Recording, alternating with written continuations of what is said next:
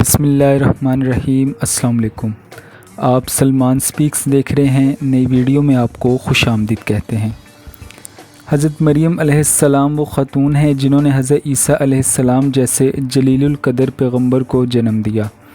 رسول پاک صلی اللہ علیہ وآلہ وسلم کا فرمان ہے کہ شیطان سب بچوں کو پیدا ہوتے وقت چھیڑتا ہے، مگر مریم علیہ السلام اور ان کے بیٹے حضرت عیسیٰ علیہ السلام کو نہیں چھیڑ سکا۔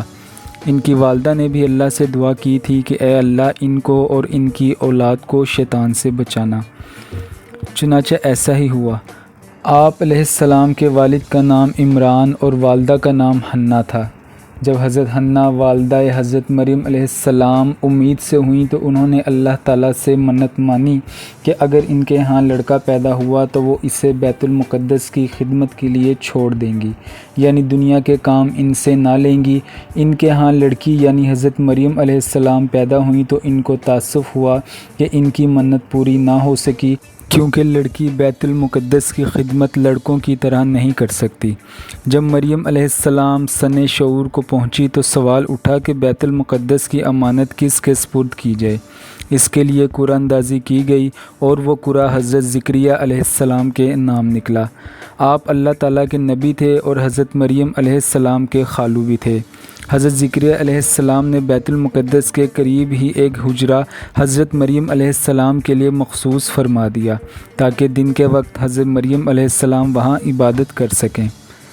رات کے وقت وہ حضرت مریم علیہ السلام کو ان کی خالہ عیشہ یعنی زوجہ کے پاس لے جاتے اور حضرت مریم علیہ السلام رات وہاں بسر فرماتی۔ حضرت مریم علیہ السلام اپنے شب و روز عبادت میں صرف کرتی۔ ان کا زہد و تقوی بنی اسرائیل میں ضرب المثل بن گیا اور ان کی مثالیں دی جانے لگیں۔ جب زکریہ علیہ السلام حضرت مریم علیہ السلام کے حجرے میں جایا کرتے تو وہاں اکثر اللہ تعالیٰ کی جانب سے بھیجے گئے پھل اور دیگر نعمتیں دیکھتے، جن سے ان کو حضرت مریم علیہ السلام پر اللہ کی رحمتوں کا اندازہ ہو جاتا۔ سورہ مریم کی آیت 16 سے 35 کے درمیان حضرت عیسیٰ علیہ السلام کی پیدائش کا ذکر فرمایا گیا ہے۔ حضرت مریم علیہ السلام بیت المقدس سے متصل حجرے میں قیام پذیر تھیں۔ نصارہ نے جو مشرق کی جانب اپنا قبلہ بنایا اور اس کی جانب بڑی تعظیم کرتے ہیں، اس کی یہی وجہ ہے کہ حضرت مریم علیہ السلام اس گوشے میں تنہا تھیں کہ اچانک حضرت جبرائیل علیہ السلام انسانی شکل میں تشریف لائے۔ حضرت مریم علیہ السلام نے ایک اجنبی شخص کو یوں اپنے قریب دیکھا تو گھبرا گئیں اور کہنے لگیں، میں تجھ سے رحمان کی پناہ مانگتی ہوں، اگر تو اللہ سے ڈرتا ہے تو یہاں سے چلا جا۔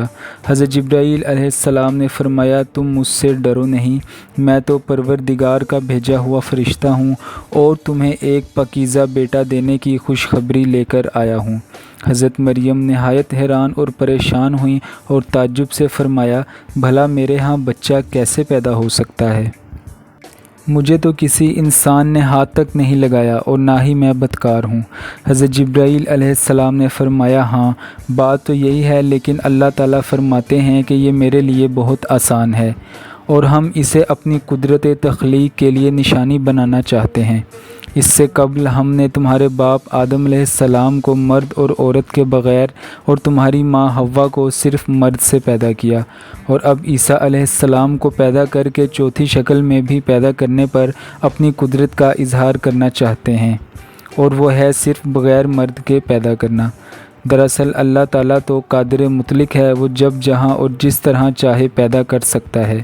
وہ بے جان چیز سے جاندار کو پیدا کر سکتا ہے اور جاندار سے بے جان کو۔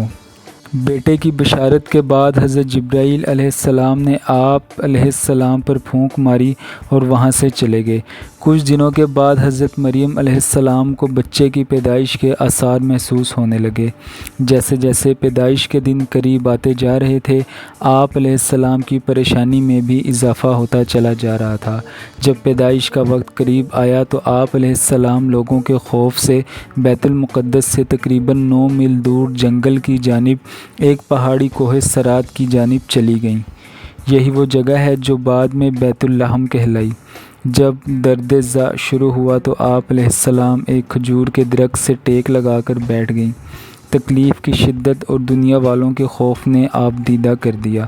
کہنے لگیں، کاش میں اس سے پہلے ہی مر گئی ہوتی۔ علماء فرماتے ہیں انہوں نے موت کی آرزو اس لیے کی کہ وہ عزیز و اقارب، خاندان، برادری اور لوگوں کو کس طرح مطمئن کر سکتی تھیں، جبکہ کوئی ان کی صداقت کی تصدیق کرنے والا بھی نہیں تھا۔ ان کی شہرت ایک نیک پارسا اور زاہدہ کے طور پر تھی، لہٰذا ان کے لیے یہ تصور ہی بڑا تکلیف دہ تھا کہ لوگ انہیں بدکار سمجھیں۔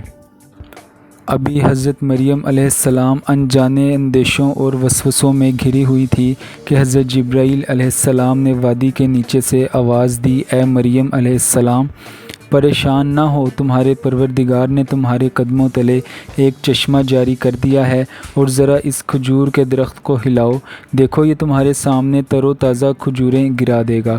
اب تم اطمینان کے ساتھ یہ تازہ کھجوریں کھاؤ، چشمے کا پانی پیو اور بچے کو دیکھ کر اپنی آنکھیں ٹھنڈی کرو، اور اگر تمہیں کوئی انسان نظر آ جائے تو اسے اشارے سے کہہ دینا کہ میں نے روزہ رکھا ہوا ہے، میں آج کسی شخص سے بات نہیں کر سکتی۔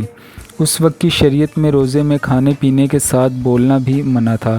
حضرت جبرائیل علیہ السلام کے اس پیغام سے حضرت مریم علیہ السلام کو اطمینان اور تسلی ہو گئی کہ اب میرا رب مجھے بدنامی اور رسوائی سے بچا لے گا۔ حضرت ابن عباس رضی اللہ تعالیٰ عنہ سے مروی ہے کہ ولادت کے 40 روز بعد جب طہارت ہو چکی تو حضرت مریم علیہ السلام اپنے گھر والوں کے پاس واپس آئیں۔ لوگ نومولود بچے کو گود میں دیکھ کر حیران رہ گئے اور بدگمان ہو کر بولے، اے مریم علیہ السلام، یہ تو نے بڑے گناہ کا کام کیا، نہ تو تیرا باپ برا تھا اور نہ تیری ماں بدکار تھی۔ حضرت مریم علیہ السلام نے جبرائیل امین کی ہدایت کے مطابق بچے کی طرف اشارہ کر دیا۔ روایت میں ہے کہ جب خاندان نے حضرت مریم علیہ السلام کو ملامت کرنا شروع کیا تو اس وقت حضرت عیسیٰ علیہ السلام دودھ پی رہے تھے۔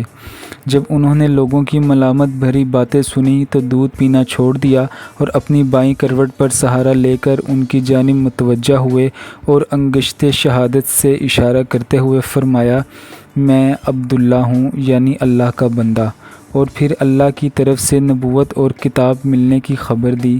اس کے بعد فرمایا، اللہ نے مجھے نماز اور زکوٰۃ کا پابند بنایا اور جب تک میں زندہ ہوں مجھے اپنی والدہ کا حق ادا کرنے والا بنایا، اور مجھ کو سرکش اور بدبخت نہیں بنایا، اور اللہ کی سلامتی ہے مجھ پر جب میں پیدا ہوا، جب میں مروں گا اور جب دوبارہ زندہ کر کے اٹھایا جاؤں گا۔ لوگوں نے جب نومولود بچے کے منہ سے یہ الفاظ سنے تو حیرت زدہ رہ گئے اور انہیں یقین ہو گیا کہ بی بی مریم پاک دامن ہیں اور یہ بچہ اللہ کا برگزیدہ بندہ ہے۔ اس واقعے کے بعد خاندان اور بنی اسرائیل کے سمجھدار لوگ دونوں کی بڑی عزت کرنے لگے اور انہیں خیر و برکت کا باعث سمجھنے لگے۔ آپ کو یہ ویڈیو کیسی لگی؟ اپنی رائے کا اظہار کمنٹ سیکشن میں ضرور کریں۔ اب میں آپ سے ملوں گا اگلی ایک انٹرسٹنگ ویڈیو کے ساتھ، تب تک کے لیے مجھے اجازت دیجیے۔ اللہ حافظ۔